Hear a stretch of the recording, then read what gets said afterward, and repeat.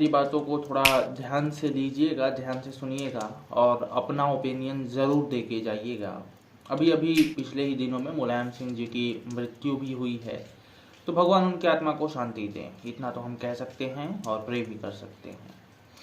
आए दिनों भारत में क्या चल रहा है कि लोग झगड़ जाते हैं।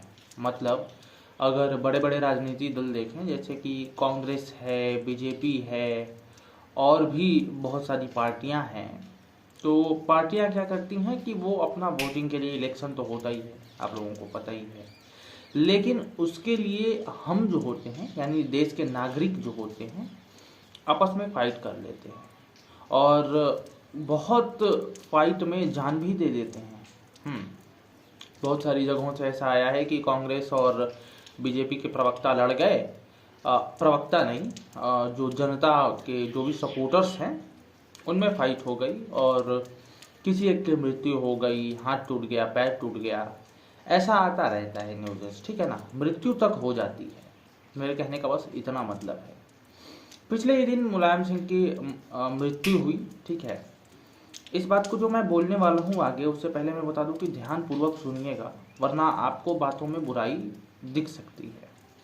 देखो, मुलायम सिंह की जब मृत्यु हुई तो कांग्रेस के भी नेता, क्योंकि समाजवादी के मुलायम सिंह थे, तो कांग्रेस के भी नेता आ रहे हैं, सद्भावना प्रकट कर रहे हैं, बीजेपी वाले भी आ रहे हैं, सद्भावना प्रकट कर रहे हैं, आम आदमी पार्टी, मतलब होल इंडिया के जितने लीडर्स हैं सभी आ रहे हैं, सद्भावना प्रकट कर रहे हैं, जो कि करना चाहिए, यही धर्म है।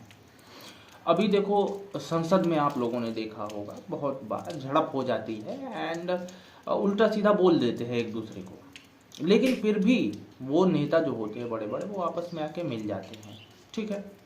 तो मेरा कहने का मोटिव ये है कि अगर आप देखें बड़े बड़े लीडर्स के अंदर चाहे जो कुछ भी हो, लेकिन बाहरी से वो मिलते हैं, खाते हैं, पीते हैं, रहते हैं, सब कुछ होता रहता है। उनमें उनमें कभी नहीं देखा होगा, शायद ही एक आध बार कभी कभी हो गया होगा, नहीं तो मेरे ख्याल में तो नहीं हुआ कि भाई किसी ने किसी को सामने से थप्पड़ मार दिया, किसी ने बहुत ज़्यादा गाली वाली दे दी एंड झड़प, मतलब कॉलर पकड़ने वाला हो गया। ऐसा सीन होता ही नहीं है बड़े बड़े नेताओं में। जब भी होता है जनता के कुछ सपोर्टर्स में होता है और सपोर्टर्स की जान चली जाती है, अपने में लड़ जाते हैं। क्या कुछ फायदा होता है क्या इससे? देखो, संविधान ने हमें अधिकार दिए हैं कि हम अपना अपना वोटिंग सिस्टम में जिसको मन उसको वोट कर सकें, जाके अपना मतदान दे सकें। हमें प्रचार करना है सो हम करेंगे, लेकिन उसमें झगड़े की बात क्यों? अगर झगड़ा होने वाला है तो हम क्यों नहीं पीछे हट जाते?